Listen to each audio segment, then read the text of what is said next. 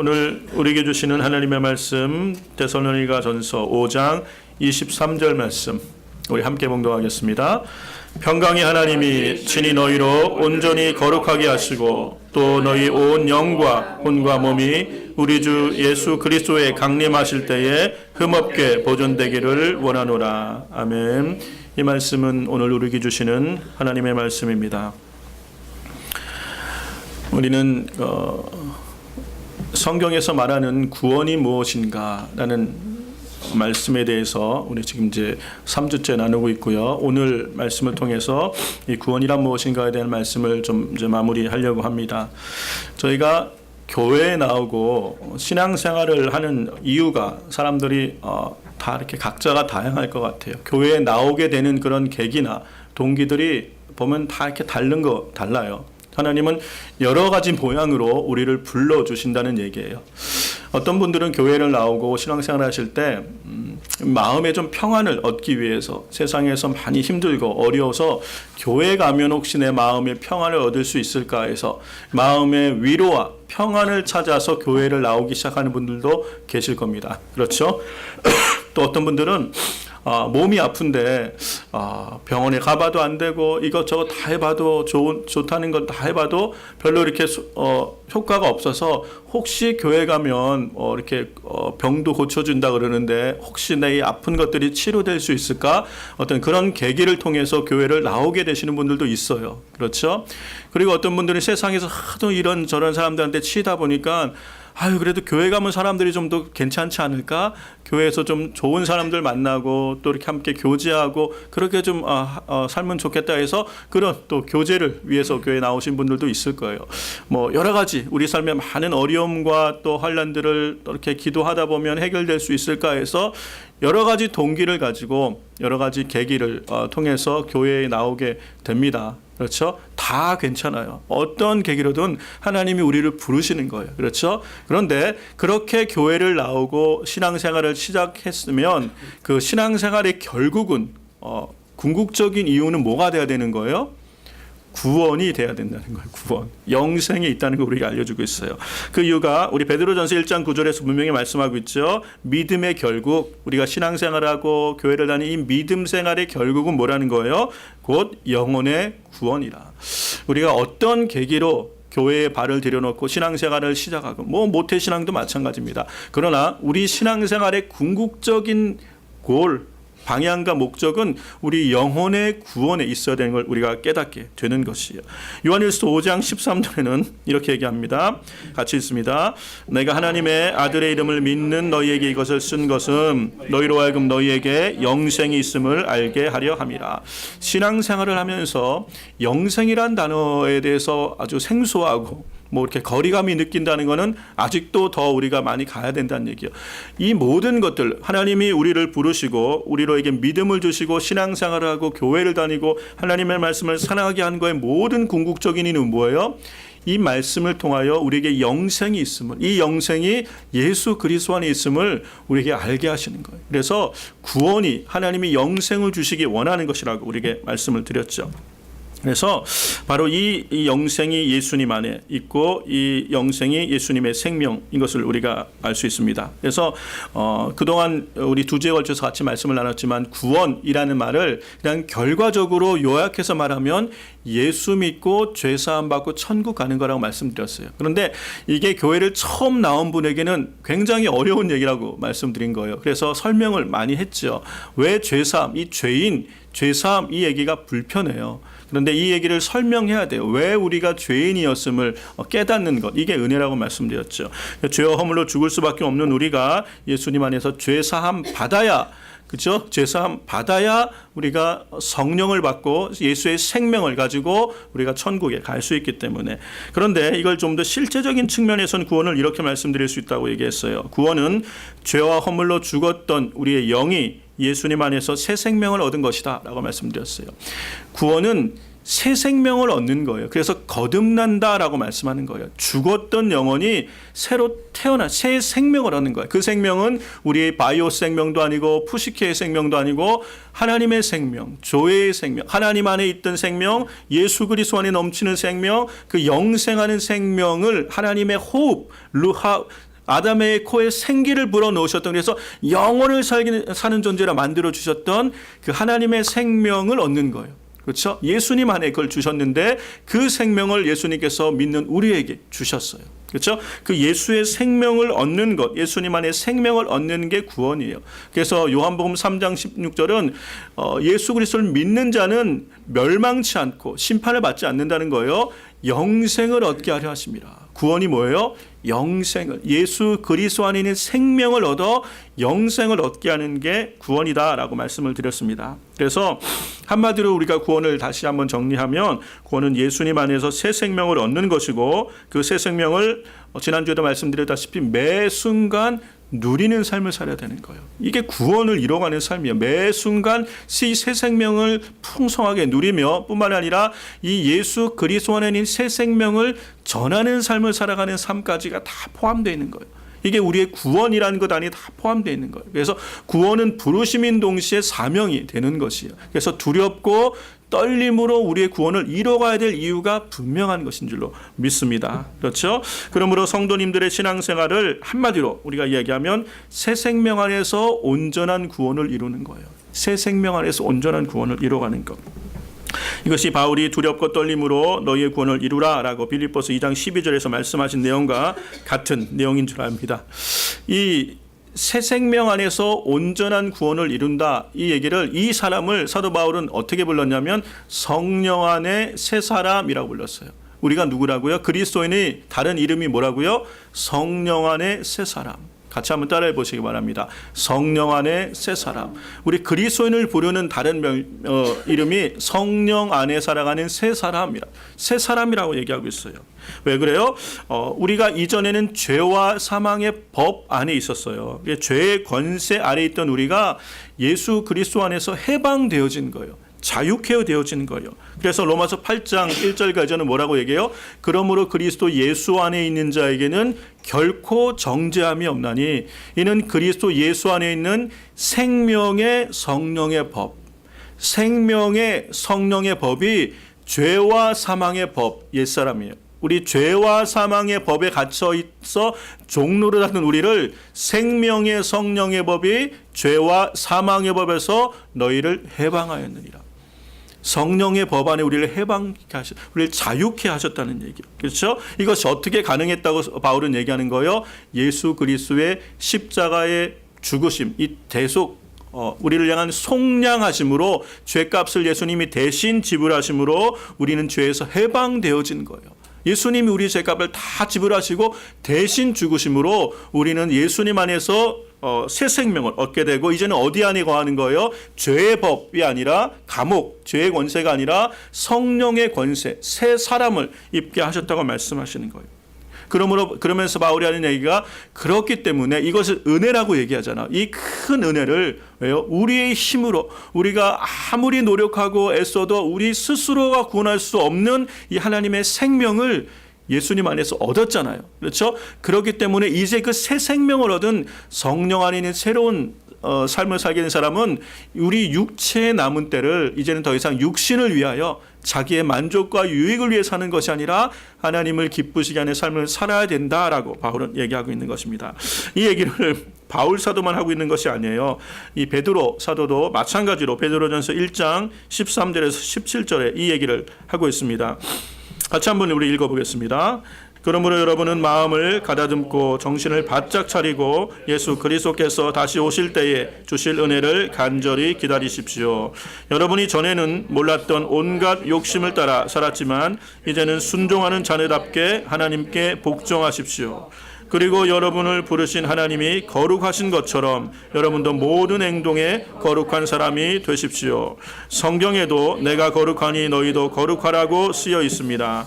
각 사람이 행한 대로 공정하게 심판하시는 분을 아버지라 부른다면 여러분은 이 세상에서 나그네 생활하는 동안 두려운 마음으로 살아가십시오. 우리가 이 세상에서 우리의 생명의 하나님을 아버지로 부르는, 이제는 하나님 나라의 자녀가 되었기 때문에 이 세상이 아닌 하나님 나라를 향해 우리가 가고 있는 나그네라고 얘기하면서, 그러므로 이 땅을 사는 동안에 이 육체의 때를 육신의 기회를 위해 살지 말고 두렵고 떨림으로 우리의 구원을 이뤄가라는 얘기예요. 바울과 같은 말을 지금 베드로 사도도 하고 있는 것을 보게 됩니다. 이렇게 성령 안에 있는 새 사람 되었음을 사도 바울은 사실 서신서 곳곳에서 이야기하고 있어요. 우리가 하나님의 말씀을 주목하고 우리가 하나님의 가르침에 주목하지 않기 때문에 성도의 신앙생활, 이 구원을 이루는 삶이 무엇인지에 대해서 우리가 헷갈릴 수 있는 것이지, 하나님의 말씀은 명확하게 기록하고 있는 걸 볼 수 있습니다. 에베소서 말씀을 좀 한 군데 더 볼 텐데 4장 21절에서 24절까지를 성경을 한번 찾아서 우리가 읽어봤으면 좋겠어요. 한번 있습니까? 네, 우리 같이 한번 읽도록 하겠습니다. 시작.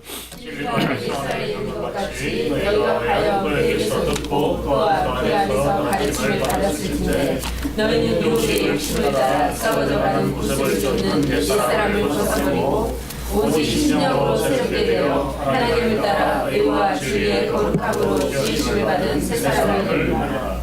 네, 옛사람을 벗어버리고 뭐라는 거예요? 새 사람을 이루라는 거예요. 우리가 성령 안에 새롭게 지음받았다는 새 사람을 입혀주셨어요.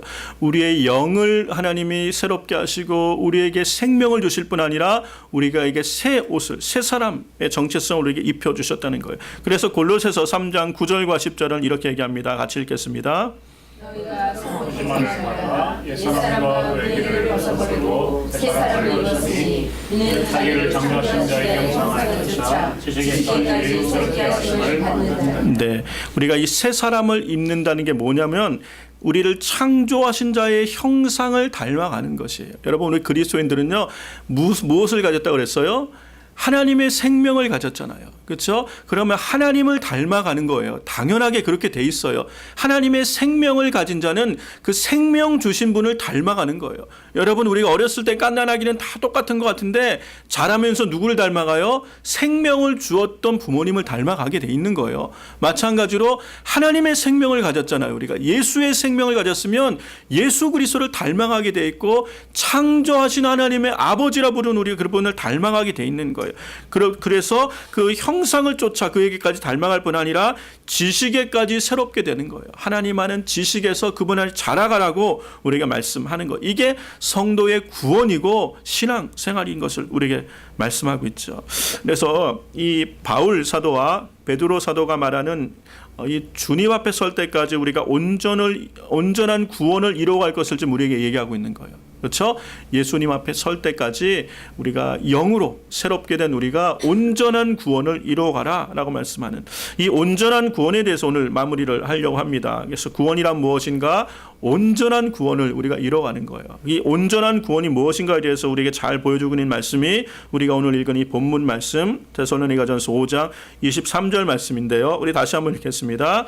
평강의 하나님이 친히 너희로 온전히 거룩하게 하시고 또 너희 온 영과 혼과 몸이 우리 주 예수 그리스도 강림하실 때에 흠없이 보존되기를 원하노라. 아멘.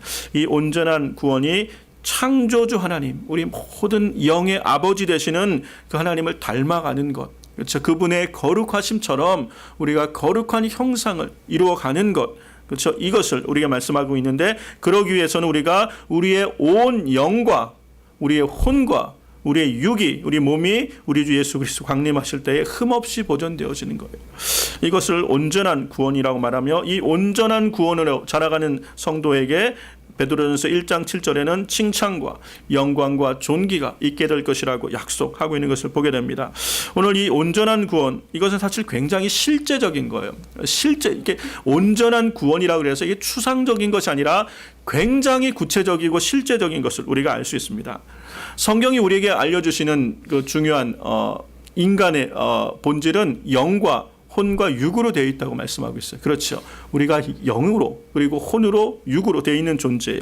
그런 우리가 아담이 하나님 앞에 범죄할 때 우리 영이 죽었어요. 하나님께로부터 분리되어진 것, 하나님께로부터 단절된 것을 우리 영적 죽음이라고 말씀하는 거예요. 그래서 내가 정령 죽으리라는 그 말씀처럼 우리가 하나님께로부터 분리되어짐으로 우리 영이 죽음을 경험하는 것이에요. 그래서 영생을 살도록 하나님의 생명으로 가지고 창조되었던 우리가 이제는 유한한 생애를 살아가며 육체의 죽음을 경험하는 존재로 바뀌게 된 이유가 바로 범죄함 때문인 걸 알 수 있어요.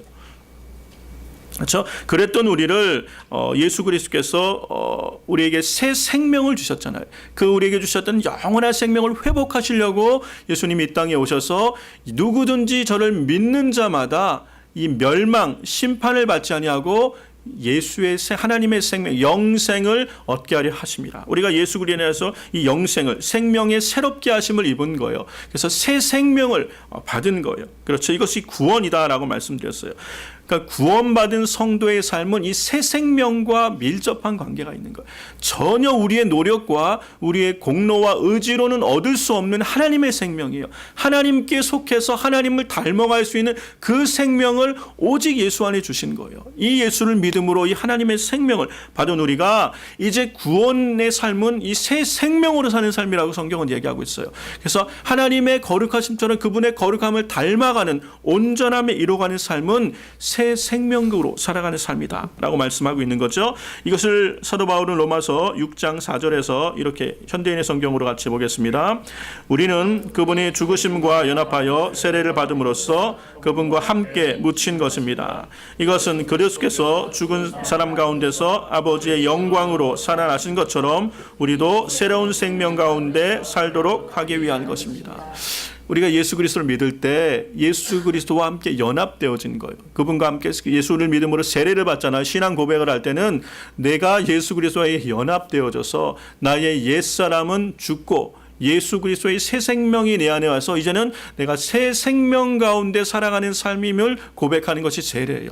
그것이 구원에 대한 고백인 것이에요. 그래서 이 새 생명 가운데 사는 삶이라는 것이 무엇인지에 대해서 우리에게 분명하게 말씀해 주고 있는 것이죠.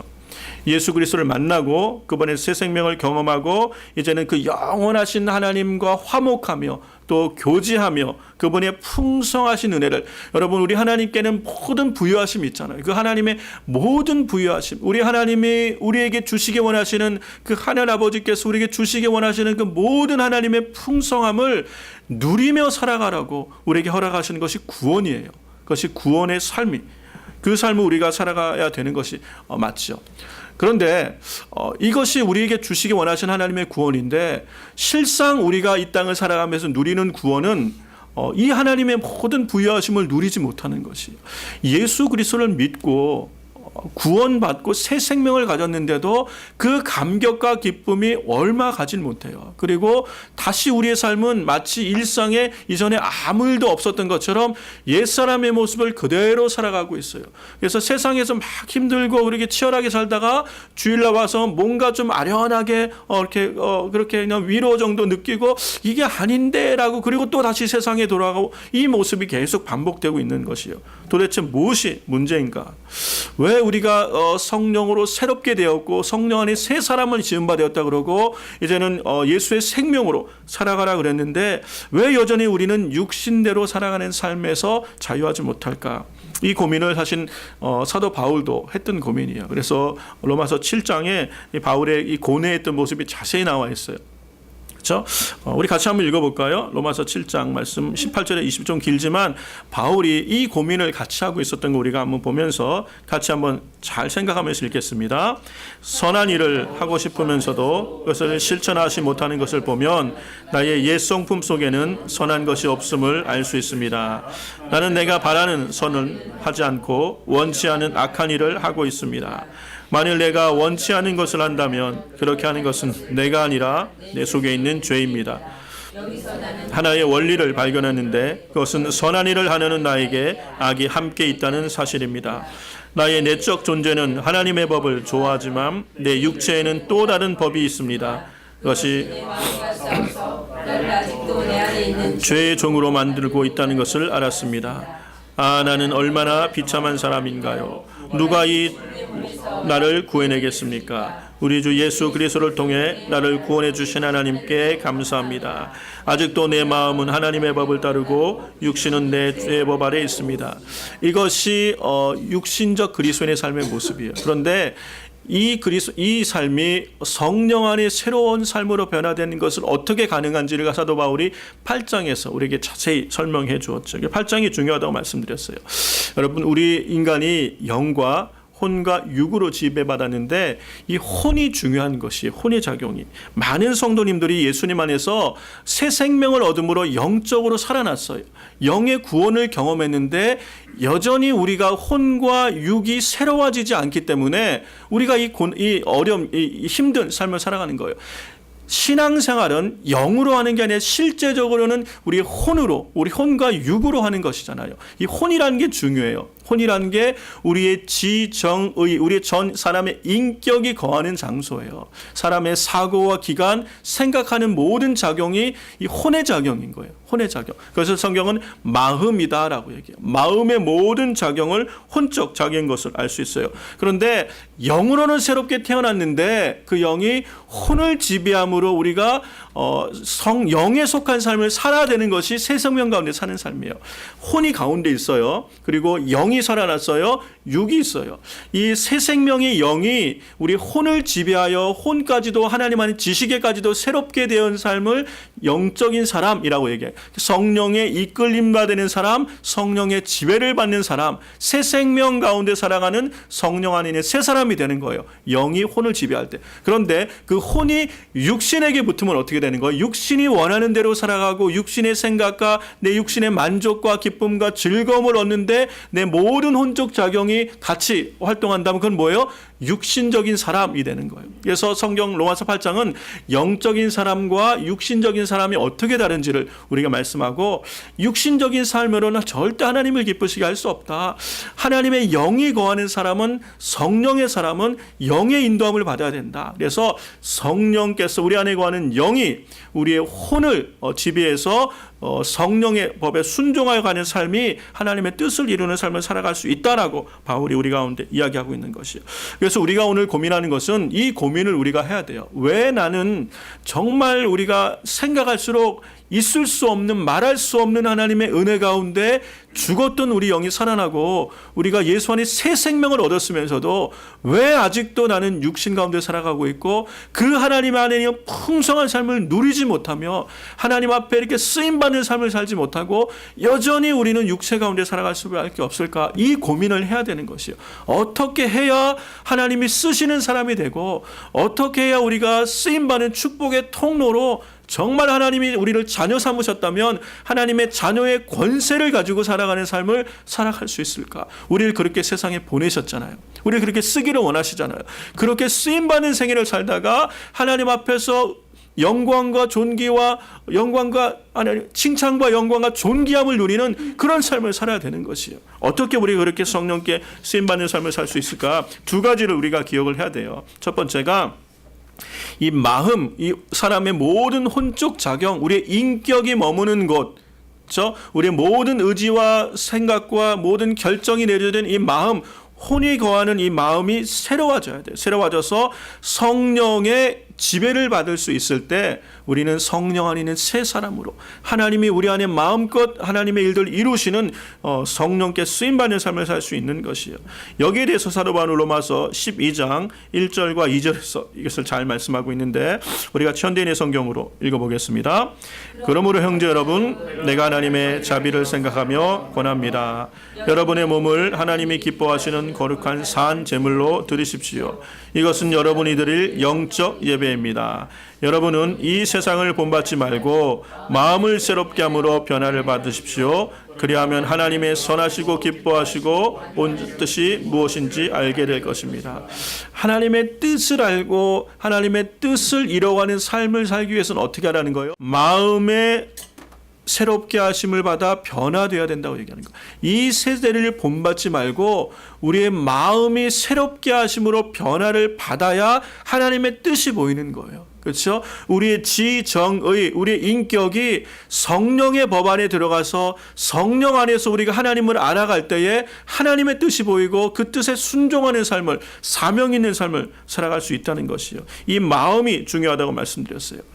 여러분, 우리가 이렇게 방황하며 살아가는 것을 사실은 성경의 모형으로 다 보여줬어요. 우리가 어떻게 살아가야 할지.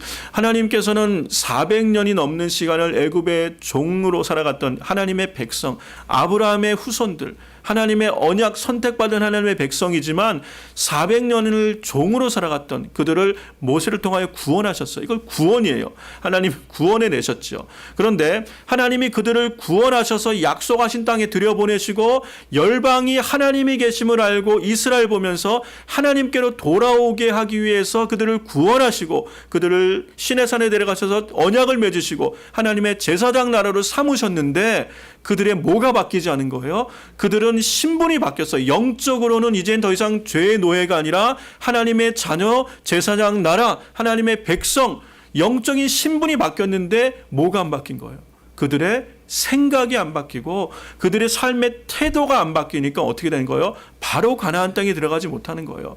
그래서 40년을 광야에서 방황하게 되는 거예요. 그의 모든 육신적인 옛사람이 다 벗겨질 때까지. 그래서 광야 1세대 여전히 그 구원받았으면서도 여전히 육신의 죄의 종로를 닫은 그 습관과 그 생각과 그 삶의 태도를 버리지 못했던 광야 1세대가 그게 무슨 특징이 뭐예요? 불순종, 원망, 불평, 이것을 가지고서는 절대로 하나님께 쓰임받을 수 없다는 걸 보여주는 거예요. 우리 여전히 우리 안에 있는 옛사람의 모습, 조금만 일이 어려워지고 잘못되면 남 탓하고 원망하고 불평하는 이 옛사람이 새롭게 되지 않으면 절대로 하나님께 쓰임받는 가나안에 들어가서 하나님의 선한 일을 감당하는 사명 감당하는 나라로는 쓰임받지 못한다는 거예요. 그래서 어떻게 하신 거예요? 하나님은 40년을 기다리신 거예요. 어떻게? 광야 1세대 원망과 불평하였던 우리 옛사람이 죽을 때까지 기다리시고 광야에서 태어나는 광야 2세대가 자랄 때까지 기다리신 거예요. 그걸 거듭난 거죠.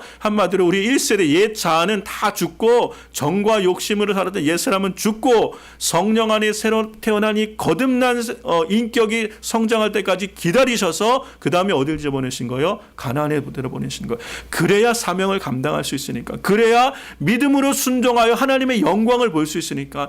믿음이 없고 순종하지 않으면 절대로 하나님의 영광을 볼 수가 없는데 옛사람으로서는 온갖 우리 원망과 불평, 조금만 어려움이 생기면 원망하고 불평하고 하나님을 거역하기 때문에 하나님이 일하실 수가 쓰실 수가 없는 거예요. 그런 1세대가 다 죽고 광야에 태어난 2세대들이 새롭게 하셔서 그들을 준비하셔서 가나안 땅에 들여보냈더니 여호수아와 갈렙 이 믿음의 사람들과 함께 하나님의 말씀에 순종하고 순복하고 하나님을 의지하여 따라가는 이들 통하여 하나님은 가나안적 목적정을 이루시잖아요.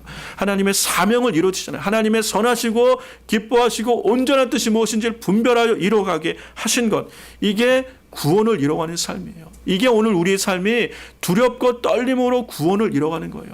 여러분, 우리는 하나님이 죄와 사망에서 건져내시고 구원하신 것에서 멈춘 것이 아니에요. 이것이 우리 영의 구원을 받았다면 우리의 혼과 육이 새롭게 하심을 받아서 하나님의 구원을 이뤄가는 삶을 살아야 되는 거예요. 하나님의 아름다운 뜻을 기이한 빛에 들어가는 삶을 살아야 되는 것이에요. 그렇죠? 그렇게 살도록 우리를 이끄시는 분이 성령님이에요. 이스라엘을 불기둥과 구름기둥으로 인도하신 것처럼 성령님이 우리를 그렇게 이끄신다는 거예요. 그래서 성령의 법 아래에 있는 사람이 하나님의 은혜 안에서 하나님의 뜻을 이루는 삶을 살아갈 수 있다라고 바울이 얘기하는 거예요.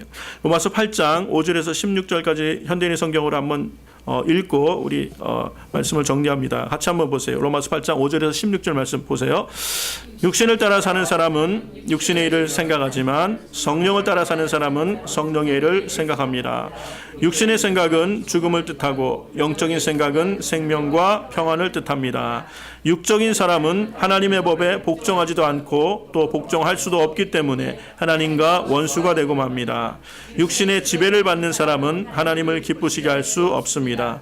그러나 성령님이 여러분에 계시면 여러분은 육신의 지배를 받는 것이 아니라 성령의 지배를 받습니다. 누구든지 그리스도의 영이 없으면 그리스도의 사람이 아닙니다. 그러나 그리스도께서 여러분 안에 살아계시면 비록 몸은 죄로 죽었으나 영은 의로 인하여 살아있는 것입니다. 죽은 사람들 가운데서 예수님을 다시 살리신 분의 영이 여러분 안에 계시면 그리스도를 살리신 그분이 여러분 안에 계시는 성령을 통해 여러분의 죽을 몸도 살리실 것입니다. 형제 여러분, 우리가 빚진 사람이지만 육신의 빚을 지고 육신을 따라 살아서는 만일 여러분이 육신대로 살면 죽을 것이지만 성령님을 통해 육신의 악한 행위를 죽이면 살 것입니다. 성령님이 인도함을 받는 사람은 다 하나님의 아들들입니다. 여러분은 다시 두려워할 종의 영이 아니라 하나님의 아들이 되게 하는 성령을 받았습니다. 그래서 우리는 성령님을 통해 하나님을 나의 아버지라 부릅니다. 바로 그 성령님이 우리 영과 함께 우리가 하나님의 자녀라는 사실을 증거하십니다. 이 성령님이 우리가 하나님의 자녀, 우리가 하나님께 속했음을 증거해 주는 거예요. 그렇죠? 성령 안에 살아가는 새 사람, 예수를 믿고 하나님의 자녀가 되었다는 것은 우리의 삶의 주인이 바뀐 것이에요. 그렇죠? 이제는 내 뜻, 이전에 내가 내 삶의 주인이어서 내가 원하는 것을 이뤄가기 위해서, 내 육체가 원하는 것을 이뤄가기 위해서 내 모든 혼의 작용이 거기에 다 연결되었던 그 옛사람의 모습을 벗어버리고 이제는 성령 안에 새 사람이 되어서 하나님의 선하시고 기뻐하시고 온전한 뜻이 무엇인지를 늘 분별하며 그 뜻을 이루는, 하나님께 쓰임받는, 그래서 하나님을 영광에 내는 삶을 사는 것이 그리스도인의 신앙생활이에요. 이것이 구원을 이뤄가는 삶이라고 우리가 말씀하시는 거예요. 그래서 우리가 이 생각에서까지 우리의 모든 가치가 변화되어지는 삶, 그 삶이 새 생명을 누리며 새 생명 안에서 두렵고 떨림으로 우리의 구원을 이뤄가는 삶인 줄로 믿습니다. 이렇게 우리가 이 하나님의 구원을 이뤄가는 삶, 두렵고 떨림으로 하나님의 구원을 이루며 성령님께 쓰임받는 삶을 살 수 있는 길이 어디 있냐면 지속적인 말씀과 기도 생활로 성령의 지배를 받아야 되는 것이에요. 이것밖에 다른 방법이 없어요. 여러분, 우리가 태어났는데, 어린아이가 태어났어요. 그렇죠? 태어났는데 그 아이가 자라려면 어떻게 돼요? 먹어야 돼요. 그리고 숨을 쉬어야 돼요. 그런데 영적으로 새 생명 가지고 태어났으면서도 하나님의 말씀만을 먹고 기도 가운데 호흡하며 자라지 않으면 절대로 성장할 수 없습니다. 하나님의 말씀이 우리 영혼의 양식이라고 그러잖아요. 양식이에요. 하나님의 말씀을 먹어야 자라는 거예요. 그렇죠? 기도는 영의 호흡이에요. 호흡하지 않고 우리가 어떻게 자라고 성장할 수 있겠어요? 그렇죠? 그래서 우리가 이 하나님의 말씀과 기도 생활 가운데 자라가는 사람이 하나님께 쓰임 받는 삶이에요. 여러분 얼마 전에 그 핸드폰을 바꾸신 분들이 많이 있는 것 같아요. 우리가 가지고 있는 핸드폰이 굉장히 고가잖아요. 고가 핸드폰, 보통 500불에서 뭐 800불, 1000불도 넘는, 그런데 많은 사람들이 핸드폰을 새로 바꾸면서도 그 핸드폰의 기능을 10%도 사용하지 못해요. 그렇죠? 왜요? 몰라서. 매뉴얼을 모르니까 어떻게 쓰는지 몰라서 전화를 하고 전화 받고 카톡하는 거, 인터넷 검사하는 거로 그게 다 써요. 그러나 더 많은 기능, 말할 수 없는 기능들이 있어요. 그렇죠? 사실 우리가 갖고 있는 많은 것이, 컴퓨터도 마찬가지예요. 그 모든 기능을 10%도 활용하지 못하는 것 같아요. 왜요? 모르기 때문에. 마찬가지로 여러분, 성령으로 사는 삶이라는 것은, 예수 안에 새 생명을 가졌다는 것은요, 우리의 삶의 차원을 떠나 하나님의 생명의 차원을 사는 거예요. 우리가 하나님께 놀랍게 쓰임받게 하나님의 영광을 드러내는 삶을 살도록 하나님 우리에게 생명을 주신 거예요. 하나님의 생명을. 그리고 하나님이신 성령님이 우리와 함께 동행하시는 거예요. 그런데 그 삶을 마치 옛사람보다 조금 더 나아진, 도덕적으로 조금 나아진 삶, 주일날 다른 데 안 가고 교훈의 삶 정도로 생각한다면 하나님의 생각하는 구원이 아니라는 것이에요. 왜 이렇게 되는 거예요? 모르기 때문에 그래요. 하나님의 도를 모르기 때문에, 하나님의 계획을 모르기 때문에, 하나님의 뜻을 모르기 때문에 우리가 하나님의 뜻을 이룬 삶을 못 사는 거예요. 어떻게 해야 되는 것이에요? 지식에까지 자라가는 거예요. 그리스도의 장성한 분량에까지 하나님께서 우리를 향하신 하나님의 선하시고 기뻐하시고 온전한 뜻이 무엇인지를 자라가야 돼요. 하나님의 말씀을 통하여 배워야 돼요. 그래서 예수 믿는 거는 공부하는 거라 그런 이유가, 하나님의 말씀을 아는 만큼 우리는 믿음이 자라고 쓰임받는 것이에요. 아는 것이 중요해요. 그래서 여러분, 우리가 이 구원을 이뤄가는 삶은요, 정말 하나님 앞에 모이기를 힘써서 하나님의 말씀을 듣고 배우고 묵상하는 삶, 여기서 자라가는 줄로 믿습니다. 그리고 그 말씀을 이룰 수 있는 영적인 힘, 영적인 권세를 달라고 기도하는 거예요. 영권이 있을 때 말씀을 이뤄가는 삶을 사는 거예요. 우리 앞에 어떠한 장애물이 있어도 이것을 약속의 말씀대로 뚫고 갈 수 있는 힘은 영력이에요. 이것은 기도하는 자에게 주신 줄 믿습니다. 그래서 영의 해방을 받은 우리, 영의 구원을 이룬 우리가 혼과 육의 온 구원을 다 이뤄가는 전인적인 그런 온전한 구원을 이뤄가기 위해서는 성령의 인도하심을 받아야 돼요. 이 성령의 충만한 삶은 하나님의 말씀 안에 자라고 기도 안에 능력을 받아서 이를 이뤄가는 삶인 줄로 믿습니다. 우리 사랑하는 순전하게 모든 성령님들이 말씀과 기도 안에 깨어서 성장해서 하나님의 주신 이 구원을, 이 예수의 생명을 온전히 이루며 누려가는 그런 복된 삶을 살게 되시기를 주의 이름으로 축원합니다.